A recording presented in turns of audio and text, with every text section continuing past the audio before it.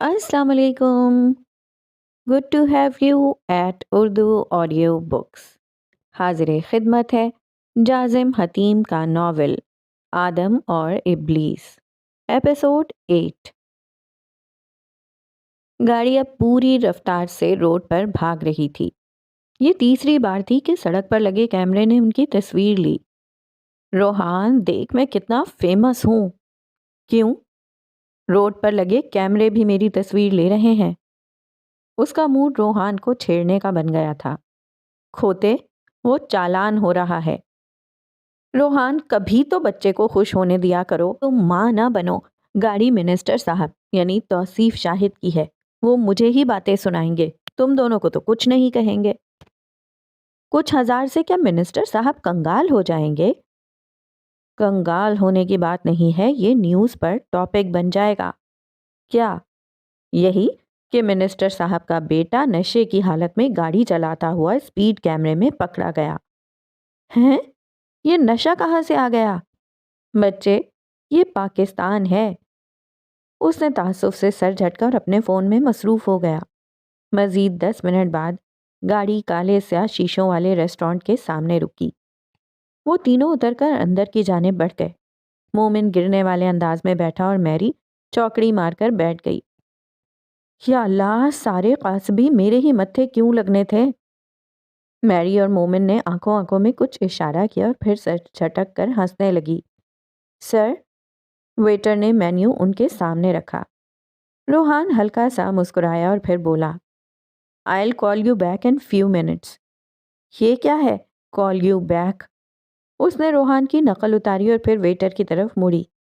ओ, पूरे मेन्यू को ऑर्डर में डाल दो। आज किरदार बदल गए थे। रोहान मैरी वाली हरकत कर रहा था और मैरी रोहान वाली। बाजी, खैरियत है? वो वेटर के जाने के बाद बोला।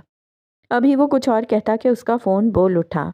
ज़ख़ीम ख़त में नाम मिनिस्टर साहब चमका। उसने उन दोनों को चुप होने का इशारा करके फ़ोन उठा लिया। जी डैड, घर आओ फ़ौरन। क्यों? मैं तुम्हारा बाप हूँ या तुम मेरे? लहजा कदरे सख्त था। आप? आवाज़ हल्की थी। मुझे तुम घर चाहिए हो, 10 मिनट हैं तुम्हारे पास सिर्फ। ये हुक्म था। ऑर्डर कैंसिल कर दो। वेटर से कहने के बाद वो उन दोनों की तरफ मुड़ा। उठो, मिनिस्टर साहब का बुलावा आया है। तू जाना, हमें क्या कहता है? चलो। खेलते जा नहीं हुक्म था। अच्छा। वो दोनों हम आवाज़ बोले और रोहान की तकलीद में बाहर की जाने बढ़ गए। रोहान गाड़ी चला रहा था, मोमिन पीछे, जबकि मैरी आगे बैठी थी। रोहान के चेहरे के तासुरात सख्त थे, जबकि मैरी और मोमिन बेजार सी शक्ल बनाकर अपने अपने फ़ोन में घुसे हुए थे। गाड़ी तौसीफ साहब के महल के सामने रुकी। गार्ड ने उनको देखकर दरवाज़ा खोला और रोहान ने गाड़ी अंदर की तरफ बढ़ा दी। लाला, डैड का मूड कैसा है? वो गाड़ी से उतरते हुए बोला। ना पूछें साहब जी, सुबह से सब की क्लास हो रही है और कुछ देर पहले गुस्सा मजीद बढ़ गया। रोहान ने घूर कर मोमिन की तरफ देखा। मैंने क्या किया? तूने ये किया है कि तू नस्ली खोते का बच्चा है। वो कहता हुआ अंदर बढ़ गया। दरवाज़ा खोला तो तौसीफ साहब की गुस्से भरी आवाज़ आराम से सुनाई दे रही थी। मैरी फौरन अनाया के कमरे की तरफ बढ़ गई, क्योंकि आज वो भी तूफान की जद में आ सकती थी।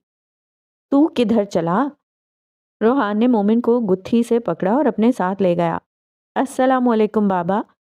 अस्सलाम वालेकुम अंकल। तौसीफ शाहिद ने एक सर निगाह उन दोनों पर डाली और फिर बोले, ये by one get one free वाली ऑफर कभी ख़त्म नहीं होती? उन दोनों ने एक दूसरे की तरफ देखा और हंसी छुपाने की कोशिश की। ये ऑफर में फ्री वाला तू था मोमिन। फ्री वाला तो खराब है ही, बाय का क्या हुआ, कौन सा अच्छा निकल आया? शर्म है कि नहीं? कोई बड़ा बात कर रहा है और दोनों खुसर फुसर में मगन हैं। Sorry dad. Sorry uncle. ये तुम दोनों में से गाड़ी कौन चला रहा था? मोमिन। रोहान ने मोमिन की तरफ इशारा किया। नहीं अंकल, झूठ बोल रहा है, खुद चला रहा था। मैंने तो कहा था इसे कि सीट बेल्ट पहन लो, मगर नहीं, मेरी पहले कब सुनता है। بس بس، جتنے تم اچھے ہو وہ بھی میری نظروں کے سامنے ہے۔ انہوں نے تعصب بھری نگاہ ان دونوں پر ڈالی اور بولے، اب بتاؤ اس کا کیا کروں؟ انہوں نے چالان ان دونوں کی طرف پھینکا۔ بھر دیں؟ واہ، کیا شان بے نیازی تھی روحان کے لہجے میں۔ کیا کہا؟ بھر دیں؟ چند ہزار سے کون سا توشہ خانہ لٹ جائے گا؟ بے غیرت انسان، جو اسکینڈل بنیں گے ان کا کیا الیکشن دوبارہ کبھی نہیں ہوں گے؟ حکومت جیسے پہلے بنی تھی ویسے ہی دوبارہ بن جائے گی۔ یہ جنگ کی شروعات تھی۔ کیسے؟ دیپ جن کے محلاتوں میں جلیں، دیپ جن کے چند خواہشات کو لے کر چلیں، ایسے دستور کو صبح بے نور کو میں نہیں مانتا، میں نہیں جانتا۔ میں بھی خائف ہوں تختے دار سے، میں بھی منصور ہوں کہہ دو یہ اغیار سے۔ اس نے انہیں پورا شعر پڑھ کر سنایا۔ بہت بے غیرت دیکھے ہیں مگر تیرے جیسا مطمئن بے غیرت نہیں دیکھا۔ مومن نے روحان کے کان میں سرگوشی کی۔ تمہارے کون سے پیو کی حکومت دھاندلی سے بنی ہے؟ آپ کی۔ اس کے پاس ہنر تھا جلتے میں تیل پھینکنے کا۔ سرٹیفائیڈ بے غیرت ہے تو۔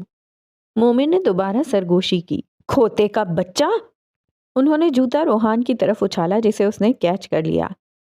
عزت نفس کسی شخص کی محفوظ نہیں، اب تو اپنے نگہبانوں سے بھی ڈر لگتا ہے۔ ڈنکے کی چوٹ پہ ظالم کو برا کہتا ہوں، مجھے سولی سے نہ زندانوں سے ڈر لگتا ہے۔ نگہبان بولتے ہوئے اس نے توصیف شاہد کی طرف اشارہ کیا۔ بے غیرت پرو میکس۔ مومن نے تعصب سے سر جھٹکا۔ مومن، اسے یہاں سے لے جاؤ نہیں تو یہ میرے ہاتھوں قتل ہو جائے گا۔ چل پڑ بے شرم انسان، نہیں تو ہیرے ملنے سے پہلے ہی ضائع ہو جائے گا۔ وہ اسے کھینچتے ہوئے اس کے کمرے کی طرف لیے بڑھا۔ جب انہیں عنایا کے کمرے سے ہنسنے کی آوازیں آئیں تو روحان نے اپنا بازو مومن سے ایک جھٹکے سے چھڑایا اور دروازے کو لات مارتے ہوئے کمرے کے اندر داخل ہوا۔ باندری کی شکل والی، تم ڈیڈ کو کول نہیں کر سکتی تھی؟ عنایا کے اعصاب غصے سے تنے۔ میں نے کہا تھا گاڑی تیز چلاؤ، وہ چلائی۔ چلاؤ مت، میں تم سے بڑا ہوں، اور دوسری بات گاڑی میں نہیں تمہارا یہ لاڈلا دوست تیز چلا رہا تھا۔ اس نے مومن کی طرف دیکھا جو بتی سی پوری باہر نکالے وکٹری کا نشان بنائے کھڑا تھا۔ اور تو ڈیڈ کے سامنے کیا کہہ رہا تھا کہ گاڑی میں چلا رہا تھا؟ وہ مومن کی طرف جھپٹا۔ اب وہ دونوں گتھم گتھا ہو چکے تھے، روحان اوپر اور مومن نیچے، جو اس سے مار کھا رہا تھا۔ میری ہمیشہ کی طرح مزے لے رہی تھی۔ Keep it up boys. Rohan چھوڑو اسے، اس کا سانس رک جائے گا۔ عنایا مومن کو روحان کے گرفت سے آزاد کروانے کی کوشش کر رہی تھی۔ عنایا تم بیچ میں نہ آؤ، اس سے تمہارا کوئی لینا دینا نہیں۔ کیوں؟ مومن تو ہے ہی عنایا کا۔ مومن نے دل میں خود سے کہا، کاش وہ اونچی آواز میں کہہ سکتا۔ تجھے کس نے کہا تھا کہ ڈیڈ کے سامنے مجھ پر الزام لگا؟ اس نے مومن کی ناک پر مکہ مارا اور خون کی ایک لکیر پھوٹ کر اس کی ناک سے نکلی۔ روحان چھوڑو اسے۔ عنایا کی اچانک بھرائی آواز سے وہ چونکا اور ایک جھٹکے سے مومن کو چھوڑا۔ عنایا تم رو کیوں رہی ہو؟ اب وہ عنایا کو گلے لگائے چپ کروا رہا تھا جو مسلسل رو رہی تھی، سفید گال پر بہتے آنسو۔ خدایا، مومن کے دل کو بے قابو کر رہے تھے جسے وہ بمشکل قابو کیے ہوئے تھا۔ وہ چاہتا تھا کہ اسے گلے سے لگائے اور کہے اسے کچھ نہیں ہوا، مگر چاہتیں پوری ہونے لگیں تو بشر آزمائے کیسے جائیں۔ روحان، اس کا خون نکل رہا ہے۔ کب نکل رہا ہے دیکھو۔ اس نے مومن کو خون صاف کرنے کا اشارہ کیا تھا۔ میں بالکل ٹھیک ہوں، دیکھو۔ اس نے اپنی آستین سے ناک سے نکلتے خون کو صاف کیا۔ مومن، تم ٹھیک ہو؟ روحان سے خود کو آزاد کرواتے ہوئے وہ مومن کی طرف مڑی۔ روحان، تم جانتے بھی ہو کہ خون دیکھ کر عنایا کی حالت غیر ہو جاتی ہے، تو اس سے باہر جا کر مار لیتے۔ پورے تماشے کے بعد میری اب بولی تھی۔ بھول گیا تھا۔ مارنا لازمی تو نہیں تھا، وہ منہ بسورتے ہوئے بولا، اور پھر منظر دھندلانا شروع ہو گیا۔ زائنہ صبح بھاری سر کے ساتھ اٹھی، نماز ادا کرنے کے بعد کالج کی تیاری کی اور پھر ناشتہ کرنے کے بعد کالج کے لیے نکلی۔ کالج پہنچ کر پتہ چلا کہ عاقبہ میڈم چھٹی پر ہیں، تو دن چپ چاپ گزرا۔ دوپہر میں جب گھر پہنچی تو خبر ملی کہ حسن زریز ملک تشریف لا رہے ہیں۔ زائنہ آج کہیں مت جانا، حسن آ رہا ہے۔ وہ کہاں آج غریبوں کے آستانے پر تشریف لے آئے؟ اس نے دل میں سوچا مگر کہا کچھ نہیں، اور سر اس بات میں ہلاتی اپنے کمرے کی طرف بڑھ گئی۔ کمرے میں پہنچ کر شاور لینے واش روم چلی گئی۔ قریب 15 منٹ بعد وہ نہا کر باہر نکلی۔ اس نے سفید رنگ کا پرنٹڈ لینن کا سوٹ پہنا ہوا تھا۔ ایش براؤن رنگ کے سٹریک کیے ہوئے گیلے بال کمر تک آ رہے تھے۔ بالوں کو بلو ڈرائی کرنے کے بعد وہ کمرے سے باہر نکلی اور لاؤنج میں جا کر شہلا بیگم سے کچھ فاصلے پر بیٹھ گئی۔ اس دن کے بعد وہ چپ چپ رہنے لگی تھی، اور نہ ہی وہ لاشعوری ہیولا دوبارہ آیا تھا۔ آریز اور عاقبہ کے ساتھ وقت گزارنے کی وجہ سے زیاد شاہ سے ہوئی ملاقات کا اثر بھی کم ہو گیا تھا۔ نانی، آریز کدھر ہے؟ اکیڈمی گیا ہے۔ اس نے سر اس بات میں ہلایا اور چپ چاپ چینل بدلتی رہی۔ نانی، عاقبہ کی طرف چلی جاؤں؟ نہیں، حسن آ رہا ہے، پہلے بھی بتایا تھا۔ اچھا۔ شہلا بیگم کو حیرت ہوئی کہ اس ڈھیٹ نے پہلی بار بات کیسے سن لی۔ اس کو یہاں بلا لوں؟ نہیں۔ اوکے۔ وہ پھر سے چینل آگے پیچھے کرنے لگی۔ انہیں اس پر حیرت ہوئی کیونکہ وہ ڈھیٹ تھی، مطمئن ڈھیٹ۔ زائنہ، یہ تم ڈھیٹ ابن ڈھیٹ کے تخت سے کب اٹھیں؟ اس نے جواب میں کچھ سخت سست کہنے کے بجائے سر کو نرمی سے ہلایا اور ہنس دی، اور پھر شہلا بیگم بھی اسے کچھ کہنے کے بجائے اٹھ کر چلی گئیں۔ زائنہ، وہ لاشعوری ہیولا اس دن کے بعد آج آیا تھا۔ ہاں۔ تم نے جواب میں کچھ کہا نہیں؟ پتہ نہیں۔ وہ ہلکا سا مسکرائی۔ میں بتاتی ہوں۔ آواز اس کے لاشعور سے آئی تھی۔ تم یہ سمجھنے کی کوشش کر رہی ہو کہ تمہارے ارد گرد کی دنیا آگے بڑھ چکی ہے، مگر تم نہیں بڑھی۔ تم یہ سوچ رہی ہو کہ مدام وقت کے چکر میں تم کدھر ہو، تمہاری ذات کدھر ہے۔ وہ پھر سے ہلکا سا مسکرائی۔ میں کہیں نہیں ہوں، شاید لوگوں کو اپنی زندگی میں میری ضرورت نہیں ہے۔ زائنہ، پہچان کسی کی میراث نہیں ہوتی، خود بنانی پڑتی ہے۔ سلطنت بنتی نہیں، بنانی پڑتی ہے۔ دھتکارے لوگ جب سلطنت بناتے ہیں تو پہچان تو بن جاتی ہے، مگر جسم اور روح کا رشتہ کھوکھلا پڑ جاتا ہے۔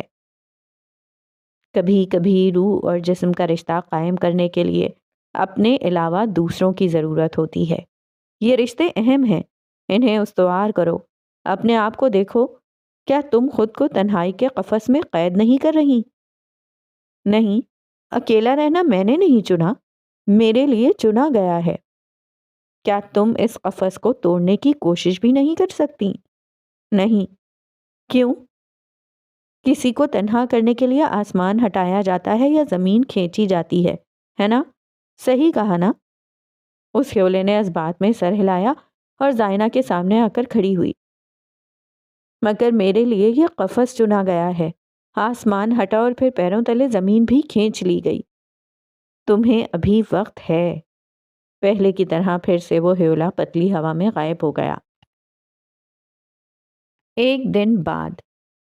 ہیلو، فون کی دوسری جانب سے زائنہ کی آواز ابھری۔ ملکہ، کدھر مر گئی ہو؟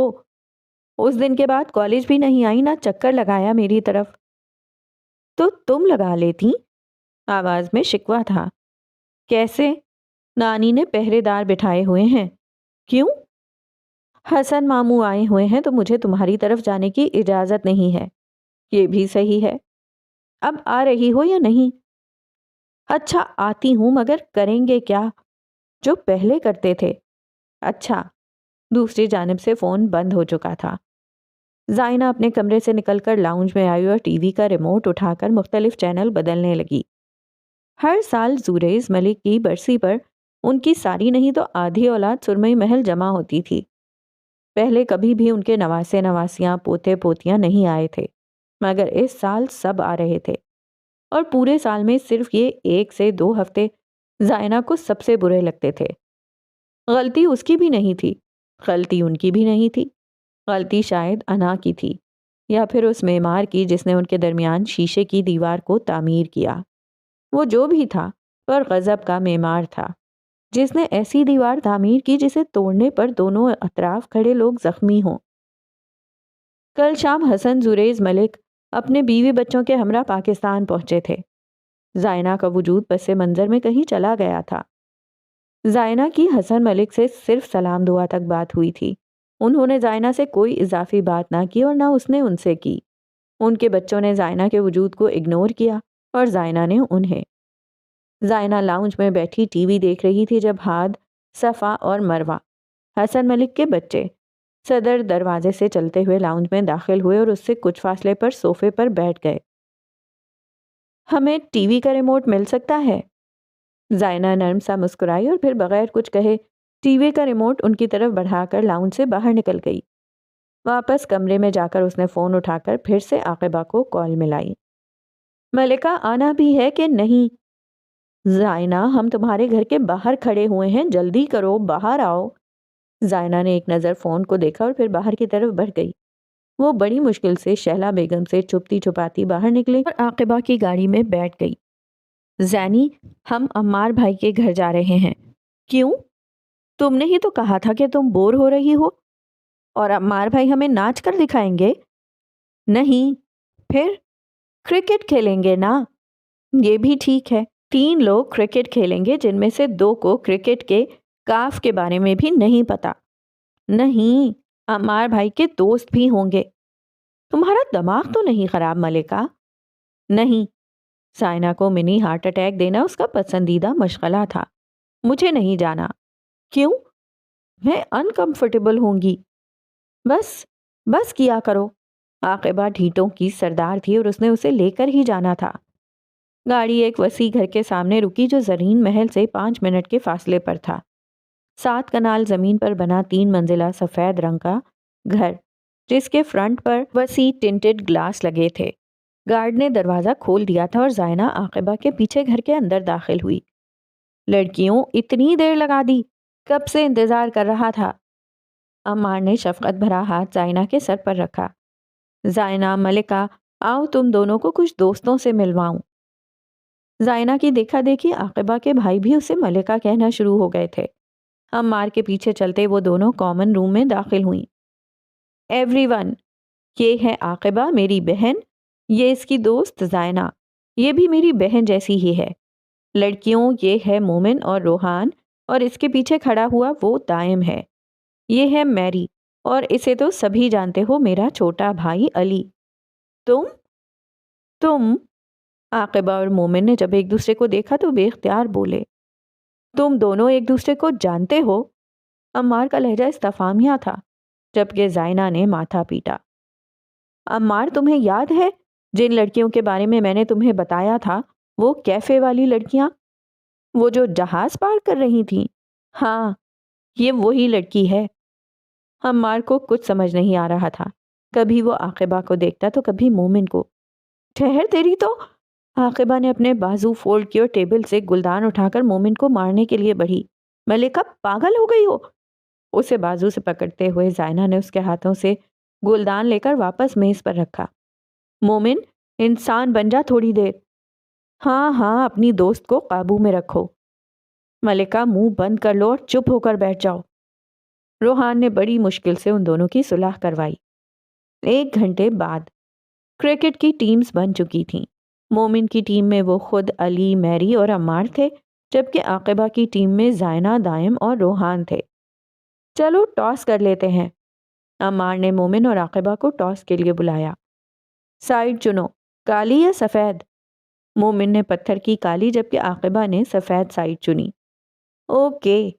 عمار نے پتھر ہوا میں اچھالا اور پھر اسے کیچ کیا۔ کالی سائیڈ آئی ہے۔ نہیں، بیسٹ آف 3 ہوگا۔ عاقبہ بیسٹ آف 3 میں ہی ہار گئی۔ نہیں، بیسٹ آف 5 ہوگا۔ کوئی مذاق ہی نہیں ہے، ہم بیٹنگ کریں گے۔ ابھی عاقبہ کچھ اور کہتی کہ زائنہ نے اسے روک دیا۔ ملکہ، بس کرو، نہیں تو میں جا رہی ہوں۔ یہ تم بلیک میل جو کرتی ہو نا، باز آ جاؤ۔ اچھا، آتی ہوں جنگجو۔ میچ شروع ہوا اور روحان کی ٹیم گھاٹے میں تھی، کیونکہ اس کی ٹیم میں زائنہ کو تھوڑا بہت، جبکہ عاقبہ کو تو کھیلنا ہی نہیں آتا تھا۔ پہلے 6 اوور تو روحان اور دائم نے کروائے، جن میں 30 رنز پڑے۔ 7واں اوور شروع ہوا اور عاقبہ کے اندر کا شاہین آفریدی جاگ گیا۔ میں کرواؤں گی اوور۔ سب نے حیرت سے اسے دیکھا۔ کروا لو گی؟ زائنہ کے لہجے میں حیرت تھی۔ روحان نے اسے بال کیچ کروائی۔ تم بغیر بازو گھمائے ہی بال کروا دو۔ اس نے خونخوار نظر سے مومن کی طرف دیکھا۔ میں تو بازو گھما کر ہی بال کرواؤں گی۔ جیسی تمہاری مرضی، میں تو تمہاری آسانی کے لیے کہہ رہا تھا۔ جاؤ جاؤ کام کرو۔ عاقبہ پیچھے سے بھاگتی ہوئی آئی اور پورا بازو گھما کر پہلی بال ڈالی، جو کہ آف سائڈ پر کھڑے دائم، جو کہ فیلڈنگ کر رہا تھا، اس کے منہ پر لگی۔ دائم تم ٹھیک ہو؟ اس نے ہاتھ سے گٹ کا اشارہ کیا، جبکہ بیچارے کا منہ سوج گیا تھا۔ باجی تم کبھی فوج میں مت جانا۔ کیوں؟ اپنے ہی ملک میں بم گراتی پھرو گی۔ ویسے فضول بولنے والے اکثر جاہل ہوتے ہیں۔ اس کا صاف اشارہ مومن کی طرف تھا۔ 20 منٹ میں عاقبہ نے 1 اوور کروایا، 6 بالوں میں 50 رنز کھائے۔ کیسے؟ میں بتاتا ہوں۔ 6 چھکے اور 14 وائڈ بالز کروائیں۔ آخری کے اوور دائم اور روحان نے مل کر کروائے اور کوئی رنز بھی نہ کھائے۔ پہلی اننگز ختم ہوئی اور مومن کی ٹیم نے 81 کا ٹارگٹ دیا، جس میں سے 30 رنز روحان اور دائم، جبکہ 50 رنز عاقبہ نے اکیلے کھائے۔ واہ ملکہ واہ، کمال کر دیا تم نے۔ زائنہ دونوں ہاتھوں سے تالی بجاتے ہوئے اس کے پاس گئی اور اس کے کندھے پر ہاتھ رکھا۔ بس کبھی فخر نہیں کیا، یہ غرور کرنے کے قابل بھی نہیں ہے۔ انداز سلگانے والا تھا۔ تم نے تو اوور بھی نہیں کروایا، تو کچھ نہ کرنے سے کچھ کرنا بہتر ہوتا ہے۔ ملکہ نہیں، میں تمہاری تو صحیح کرتی ہوں۔ کچھ گند کرنے سے کچھ نہ کرنا ہی بہتر ہوتا ہے۔ اچھا بس بس اپنا کام کرو۔ ہاں سچ تو سن ہی نہیں سکتی۔ اچھا لڑکیوں اب بس کرو۔ عمار نے آگے بڑھ کر ان کو الگ کیا۔ میں اوپننگ پر جاؤں گی۔ عمار کے ہاتھ سے بیٹ لیتے ہوئے وہ شان بے نیازی سے بیٹنگ کے لیے چلی گئی۔ روحان اور دائم نے ہمہ وقت مڑ کر زائنہ کی طرف دیکھا، جس نے جواباً شانے اچکا دیے۔ پہلا اوور میں کرواؤں گا۔ مومن نے عمار کے ہاتھ سے بال لے لیا۔ میچ شروع ہو گیا۔ بیٹنگ پر عاقبہ، جبکہ بالنگ پر مومن تھا۔ مومن نے پہلی بال ڈالی۔ عاقبہ کا ہاتھ ہلا اور پھر بال وکٹوں میں لگا، مگر کچھ ہوا میں اڑ رہا تھا۔ ہاں، بال کی جگہ بیٹ ہوا میں اڑ رہا تھا، جو کہ مومن کی ناک پر لگا اور خون کی ایک لکیر پھوٹ کر نکلی۔ یہ بیٹ کی گرپ ہی 2 نمبر ہے۔ اپنی غلطی ماننا تو اس نے کبھی سیکھا ہی نہیں تھا۔ آؤٹ ہو گئی ہو۔ آستین سے ناک صاف کر کے مومن تل ملا گیا۔ کوئی نہیں، ٹرائی بال ہے یہ۔ میں نے بھی تمہیں 14 ٹرائی بالز کروائی تھیں، یاد ہے کہ نہیں؟ میڈم ان کو ٹرائی بالز نہیں، وائڈ بالز کہتے ہیں۔ جو بھی ہے، پر میں آؤٹ نہیں ہوں۔ آؤٹ ہو۔ نہیں ہوں۔ ہو۔ مومن۔ روحان نے اس کو اشارے سے چپ رہنے کا کہا۔ اب آؤٹ ہوئی تو آؤٹ ہی ہوگا۔ وہ پھر سے بالنگ کروانے کے لیے اٹھا۔ بال پھر سے ڈالی گئی اور پھر سے بال وکٹوں میں لگی، پر اب کی بار بیٹ پیچھے کیپنگ پر کھڑے عمار کے سر پر لگا۔ بھائی پیچھے ہو کر کھڑے ہوتے، کیا ضرورت تھی بیٹ کے آگے سر دینے کی؟ عمار سمیت سب لوگ اسے حیرت سے دیکھتے رہے۔ شاید ہی اس لڑکی نے کبھی زندگی میں اپنی غلطی مانی ہوگی۔ آؤٹ ہو، اب جاؤ یہاں سے، مہربانی ہوگی۔ وہ بیٹ دائم کو پکڑا کر زائنہ کے پاس آ کر بیٹھ گئی۔ ملکہ کمال کر دیا تم نے، 0 پر ہی آؤٹ ہو گئیں۔ یہی میرا پلان تھا کہ مخالف کے پلیئرز کو زخمی کر دو تاکہ وہ اچھے سے کھیل ہی نہ سکیں۔ زائنہ اس کی شان بے نیازی کو آشفتہ حال دیکھتی رہ گئی۔ میچ ختم ہو چکا تھا۔ روحان اور دائم نے 6 اوور میں ہی ٹارگٹ پورا کر دیا تھا۔ سب ہاتھوں میں چائے کے مگ پکڑے لاؤنج میں بیٹھے تھے۔ آپ کے زخم اب ٹھیک ہیں؟ جی۔ اس نے اس بات میں سر ہلایا اور پھر مزید کچھ نہ کہا، اور نہ ہی دوبارہ ان کے درمیان کوئی بات ہوئی۔ ملکہ مجھے گھر چھوڑ آؤ، زیادہ دیر کی تو نانی کو پتہ چل جائے گا۔ اچھا۔ بنا کچھ کہے اس نے گاڑی کی چابی اٹھائی اور باہر کی طرف بڑھ گئی۔ سب سے مل کر زائنہ بھی اس کے پیچھے باہر نکل گئی۔ 5 منٹ بعد گاڑی سرمئی محل کے باہر رکی۔ ملکہ بس دعا کرنا پکڑی نہ جاؤں۔ ٹرمپ کو کیسے پتا چلے گا؟ تمہارا کردار تو پس منظر میں ہے، کیونکہ تمہارے باقی کزن جو آئے ہوئے ہیں۔ تم آؤ گی کل گھر؟ اس نے ایک امید سے عاقبہ کی طرف دیکھا۔ دیکھوں گی ملکہ، دیکھ لینا۔ اور پھر وہ گاڑی سے اتر کے اندر کی طرف بڑھ گئی۔ سمرا، کون کون آ چکا ہے؟ سراج اور فصیح صاحب کو چھوڑ کر سب۔ اچھا، وہ کہہ کر اندر چلی گئی۔ سرمئی محل میں معمول کی طرح خاموشی نہیں تھی۔ قہقہوں کے عکس میں گھری پرشوق آوازیں پورے محل میں شہنائیاں بکھیرے ہوئے تھیں۔ زائنہ، کیا تم ہمیشہ اپنی ذات کو پس منظر رکھو گی؟ لاشعوری وجود اب اس کے سامنے تھا۔ کچھ لوگ پیش منظر کے لیے نہیں بنے ہوتے اور میں ان میں سے ہوں۔ نہیں، تم غلط ہو، کیونکہ ابھی تمہارا پیش منظر میں آنے کا وقت نہیں آیا۔ کہانیاں پس منظر میں رچی جاتی ہیں، نہ کہ پیش منظر میں۔ وہ لاشعوری وجود ہنسا اور پھر بولا، وقت اور لوگ درست ہوں تو کہانیاں خود بخود پیش منظر میں آ جاتی ہیں۔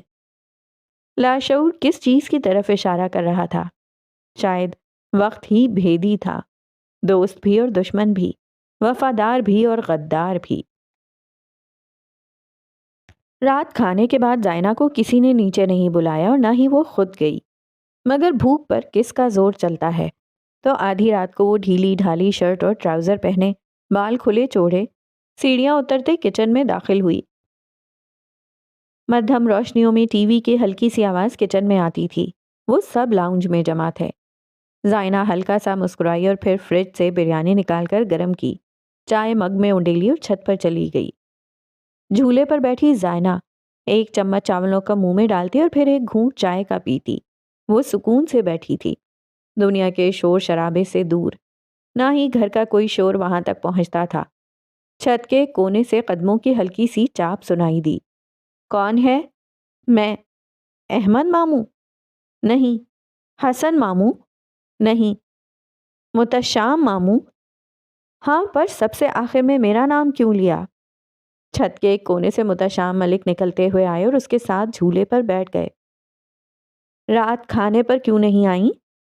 پڑھ رہی تھی، وقت کا پتہ ہی نہیں چلا۔ اپنے کزن سے ملی؟ نہیں، بس حسن ماموں کے بچوں سے ملی تھی جس دن وہ آئے تھے۔ انٹروورٹ ہو؟ اس نے سر کو اثبات میں ہلایا۔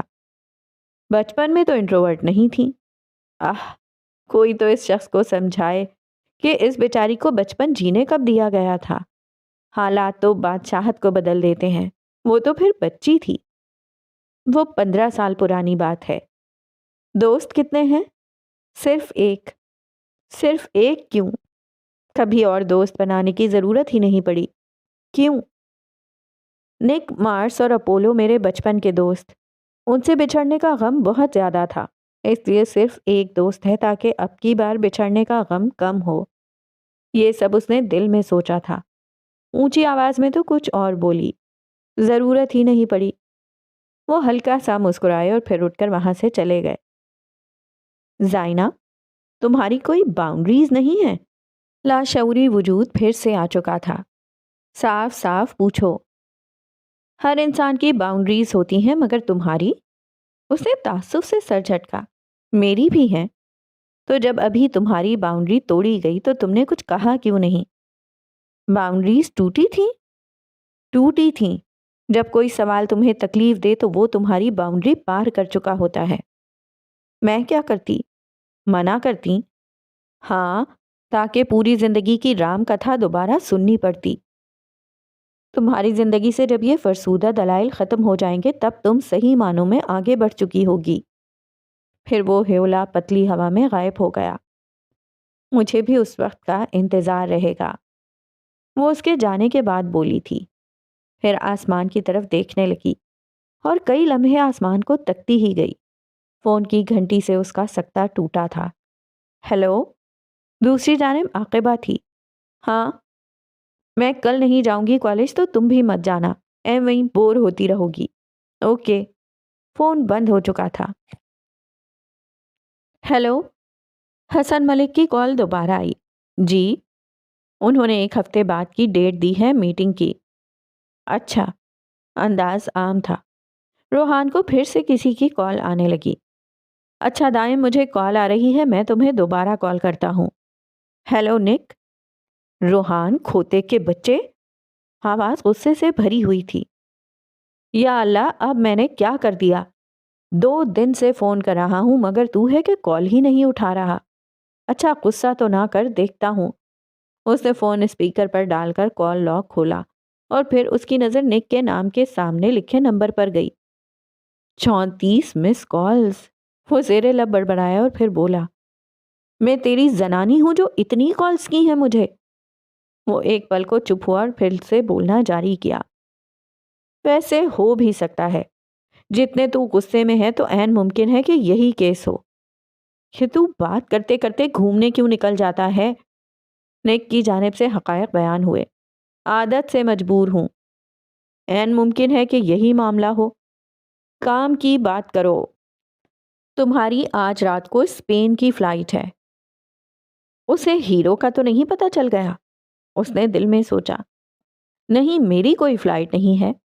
رات 11 بجے اسلام آباد ایئرپورٹ، لیٹ مت ہونا۔ میں اکیلا نہیں آ رہا، مومن سے پوچھ چکا ہوں، وہ گارڈن آف ایڈن کو لانچ کرنے کی تیاریاں کر رہا ہے۔ بکواس کر رہا ہے، کل رات کو میرے ساتھ جھک رہا تھا۔ وہ نہیں آ رہا پر تم آ رہے ہو۔ میرے پاس کپڑے نہیں ہیں۔ پہلی حجت، میرے پہن لینا، وہاں حلال کھانا نہیں ہوتا۔ دوسری حجت، سبزیاں کھا لینا، پاسپورٹ نہیں ہے۔ تیسری حجت، میں ایجنسی والوں سے بات کرتا ہوں، 2 گھنٹے میں پاسپورٹ تمہارے گھر ہوگا۔ اور کوئی حجت لگانی ہو؟ نہیں؟ گڈ، میں تمہارا منتظر رہوں گا۔ دوسری جانب سے فون کٹ چکا تھا۔ روحان نے بیزاری سے فون بیڈ پر پھینکا اور خود گرنے والے انداز میں بیڈ پر لیٹا۔ دوبارہ سے فون اٹھایا اور دائم کا نمبر ملایا۔ ہیلو باس، دائم، میری دوا ختم ہونے والی ہیں، میں بھجواتا ہوں۔ 3 ہفتوں کی بھجوانا، مجھے کام سے اسپین جانا پڑ رہا ہے۔ اوکے۔ فون کٹ چکا تھا۔ روحان ساکت لیٹا رہا۔ مومن پر غصہ بھی آ رہا تھا کہ اسے اکیلے جانا پڑ رہا تھا۔ پھر سے فون اٹھایا اور مومن کو کال ملائی۔ ہیلو۔ دوسری جانب سے فون اٹھا لیا گیا تھا۔ مومن، تو کسی نسلی کھوتے کا بچہ ہے۔ اور پھر اس نے اس کی ماں بہن کو 2-4 روایتی گالیاں نکالیں۔ آئی لو یو ٹو۔ وہ اسے کچھ دیر اور چھیڑنا چاہتا تھا۔ کھوتے کے بچے، کل ساری رات تو میرے ساتھ سگریٹ پھونکتا رہا ہے اور اس ہسپانوی کتے کے بچے کو کیا کہا کہ تو گارڈن آف ایڈن لانچ کر رہا ہے؟ تو اکیلا چلا جا، کون سا اغوا ہو جائے گا؟ 100 نسلی لانتی مرے ہوں گے تب جا کر تیرے جیسا لانتی پیدا ہوا ہوگا۔ دوسری جانب مومن نے بمشکل اپنی ہنسی ضبط کی تھی۔ تابے دار سر، ادھار ہے۔ اس نے غصے سے فون کاٹ دیا۔ فون پر مومن کی لعنت ملامت کرنے کے بعد دل کو کچھ سکون ملا، جس کی وجہ سے غصہ بھی قدرے کم ہو گیا۔ 15 منٹ بعد وہ ہمت کر کے اٹھا اور ڈریسنگ روم سے کپڑے لینے چلا گیا۔ یا خدا، قسم سے کیا عذاب ہے۔ منظر، اسپین، میڈرڈ۔ 13 سے زائد گھنٹے کا سفر کرنے کے بعد تھکا تھکا وجود لیے روحان میڈرڈ ایئرپورٹ سے باہر نکلا۔ دور نگاہ تک گردش گردوں کے ہجوم میں کوئی شناسائی نہیں تھی۔ جگمگاتی روشنیوں میں سنہری آنکھیں میکدے کا منظر دیتی تھیں، جو ساقی بھی تھیں، رند بھی، محتسب بھی اور زائد بھی۔ پس منظر میں سے آتی آوازوں کے بھنور میں سے ایک جانی پہچانی آواز ابھری۔ روحان نے پوری گردن اس آواز کی رخ میں پھیری۔ نک۔ وہی مسکراہٹ جو جان سے زیادہ عزیز شخص کو دیکھ کر ابھرتی ہے، ملاوٹ سے پاک، اس دنیا کی دغا بازیوں سے پاک۔ اس نے روحان کو گلے لگایا۔ سفر کیسا تھا؟ ہمیشہ کی طرح گھٹیا، لمبا، فضول، تھکا دینے والا۔ ابھی وہ کچھ اور بولتا کہ نک نے اسے ٹوکا۔ اچھا بس بس، آگے مجھے پتا ہے کہ تو کیا بولے گا۔ روحان جب بھی اسپین آتا تھا تو یہی الفاظ و القابات اس کے گوش گزار کرتا تھا۔ نک نے اشارہ کیا اور ایک شخص نے آگے بڑھ کر روحان کا سوٹ کیس اس سے لیا اور گاڑی میں رکھا۔ نک اور روحان دونوں سیاہ رنگ کی رینج روور میں بیٹھ گئے۔ گاڑی کا مرکز نک کا پینٹ ہاؤس تھا۔ کیا کرنا ہے؟ سونا ہے۔ پھر اٹھنا ہے؟ نک نے حیرت سے اسے دیکھا۔ پھر نہانا ہے۔ پھر کھانا کھاؤں گا۔ اس کے بعد جھک ماروں گا میڈرڈ میں. پھر تو کیا سننا چاہتا ہے؟ جو تم سناؤ گے. چھی چھی گھٹیا ہسپانوی. وہ اس سے دور ہو کر بیٹھا. ٹھرکی ہسپانوی. اس نے تصحیح کی. دیکھ نک، جو تیرا کوئی غلط ارادہ ہے تو بتا دے، میں یہاں سے ہی واپس لوٹ جاتا ہوں. دماغ سیٹ ہے کیا؟ کیا سوچتا رہتا ہے؟ ابا کہتے ہیں ایک عورت اور دوسرا دو رنگی ہسپانویوں پر کبھی بھروسہ نہیں کرنا چاہیے. اس نے بیزاری سے کندھے جھٹکے. گارڈن آف ایڈن کا کیا بنا؟ آدھے ہیرے چوری ہو گئے، آدھے ہیرے گارڈن آف ایڈن میں چلے گئے. میرے لیے کچھ نہیں بچا. اندازہ عام تھا. نک کو جھٹکا لگا تھا. اور تم نے کچھ نہیں کیا؟ اس نے اپنا لہجہ آہستہ ہی رکھا. نہیں. کیوں؟ ابھی درست وقت نہیں آیا. اس نے روحان سے ہیروں کے متعلق مزید کوئی سوال نہیں کیا تھا، کیونکہ وہ جانتا تھا جو روحان کر سکتا ہے وہ کوئی نہیں کر سکتا، اور جو وہ سوچ رہا تھا کسی نے کبھی نہیں سوچا ہوگا. روحان. اس نے اپنے بھاری ہوتے سر اور خمار آلود نظروں سے اسے دیکھا. ایک بندے نے ٹاور کے راز کو ڈی کوڈ کر لیا ہے. ناممکن ہے، اور فی الوقت مجھے سونے دو. اسے خود پر یقین تھا. ممکن ہو گیا ہے. اچھا، میں سو کر اٹھوں گا، پھر اس بارے میں بات کریں گے. اس نے آنکھیں بند کی اور سر سیٹ کی ٹیک سے ٹکا لیا. بات سن. روحان کے اعصاب تنے. وہ پھٹنے کو تھا. سونے دے گا کہ نہیں گھٹیا ہسپانوی؟ نک بس ہلکا سا مسکرایا.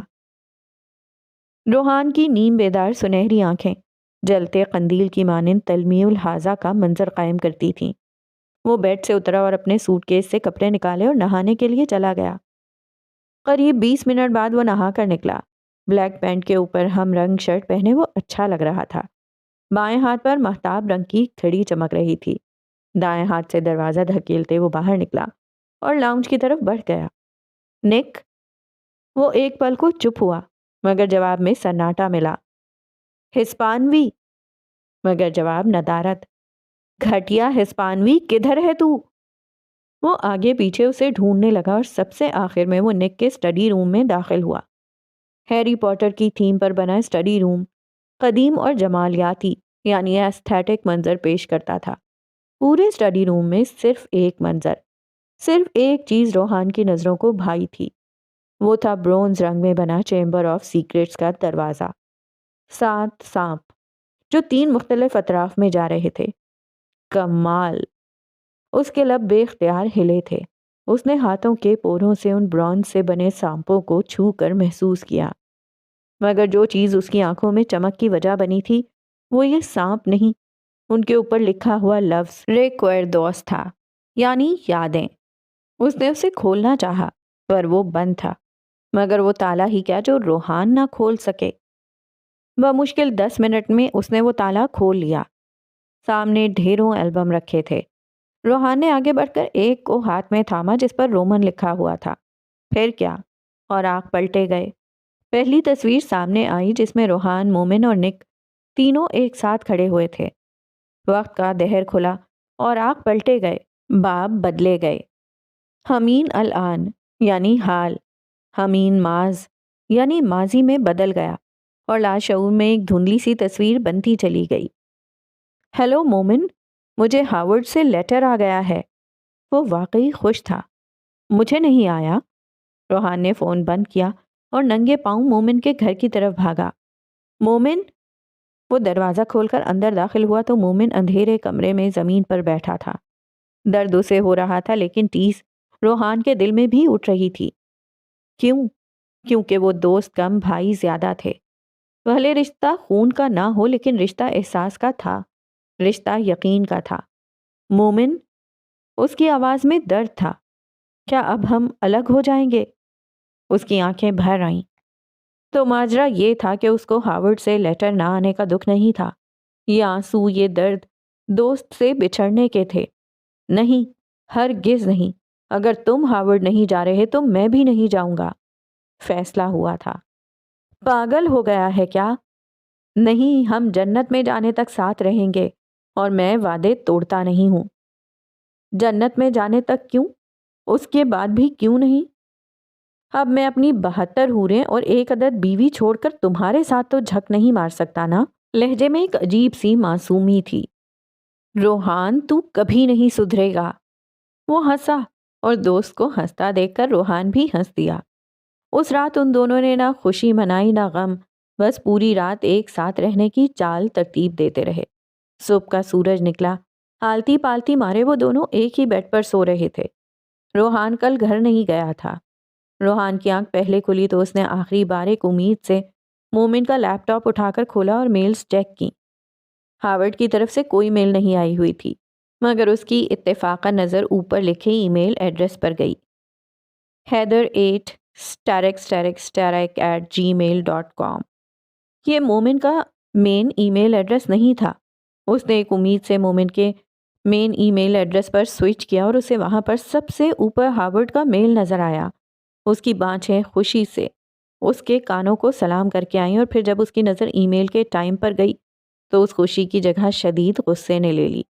وہ بنا کچھ کہے واش روم گیا، وہاں سے پانی کی بالٹی بھری اور لا کر مومن کے اوپر گرا دی۔ میں ڈوب رہا ہوں۔ وہ غنودگی کی حالت میں اس طرح کی باتیں کر رہا تھا۔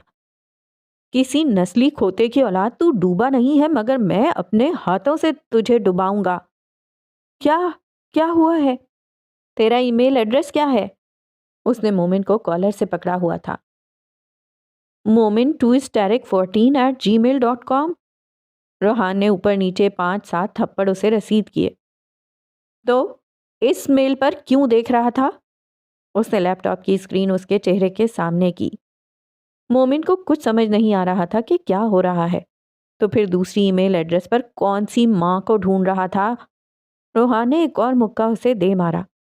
ٹائم دیکھ، تجھے میرے سے پہلے میل آئی تھی، تو غصہ کیوں کر رہا ہے؟ روحان نے ایک اور مکہ اس کی ناک پر مارا۔ غصہ اس لیے کر رہا ہوں کیونکہ تیری وجہ سے میں بھی غم منا رہا ہوں۔ اگر میں ان سے معذرت کر لیتا تو… سوری۔ روحان اسے کالر سے آزاد کرتے ہوئے کمرے سے نکل گیا۔ حال میں ورق پلٹا گیا۔ اب تصویر میں 3 گاڑیاں تکون کی شکل میں کھڑی تھیں، 3 سفید جی ویگن۔ ایک کے سامنے نک، دوسرے کے سامنے روحان اور تیسرے کے سامنے مومن کھڑا تھا۔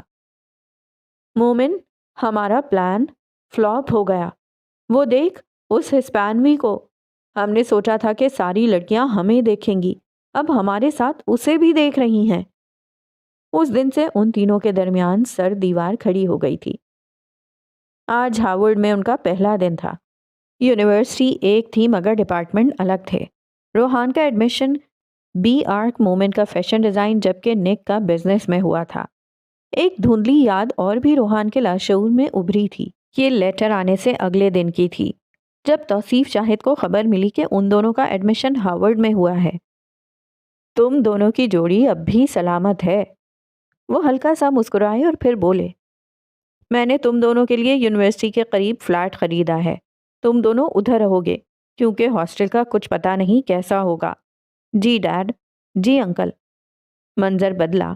اب وہ دونوں امریکہ میں اپنے فلیٹ میں موجود تھے، صبح کے لیے تیار ہو رہے تھے۔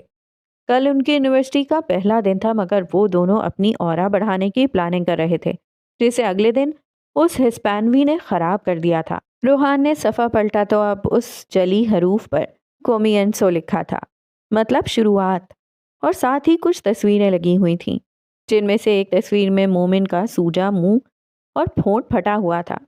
پھر سے لاشعور میں دھندلا سا منظر بنا۔ تو جناب، یہاں ختم ہوتی ہے ایپیسوڈ نمبر 8۔ اور اس ایپیسوڈ میں جو کرکٹ والا سین تھا نا، مجھے تو بڑا ہی مزہ آیا اس کو پڑھنے میں، اور ایسا لگ رہا تھا مجھے جو ایک ریئل بردر اینڈ سسٹر والی جو کرکٹ میچ ہوتا ہے نا، اس میں بالکل ایسے ہی ہو رہا ہوتا ہے۔ بہنیں سچ میں ایسے ہی کرتی ہیں نا، بالکل آؤٹ ہو کے مانتی تو کبھی ہیں ہی نہیں نا کہ وہ آؤٹ ہو گئی ہیں۔ تو وہ مجھے بہرحال اچھا لگا۔ اور پھر یہ بھی کہ مومن، نک اور روحان جو ہیں، ان کی سٹوری ڈیولپمنٹ کہ وہ کس طرح پہلے سے ایک دوسرے کو جانتے تھے، یہ ہمیں ریویل ہونا شروع ہو گیا ہے۔ لیکن مزے کی بات جو ہے، جو آئندہ ہمیں دیکھنی ہے، وہ یہ کہ روحان جو ہے وہ زائنہ سے آلریڈی مل چکا ہے، اسے جان چکا ہے، اس کے گھر کے بارے میں بھی اور اس سے مطلب کنیکشن بن چکا ہے اس کا، لیکن نک ابھی زائنہ کو ڈھونڈ رہا ہے۔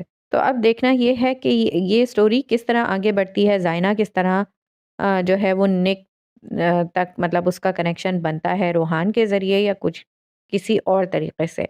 بہرحال یہ ابھی سٹوری اب بڑا انٹرسٹنگ ہوتی جا رہی ہے، تو چلیں نیکسٹ ایپیسوڈ میں دیکھتے ہیں آگے کیا ہوتا ہے۔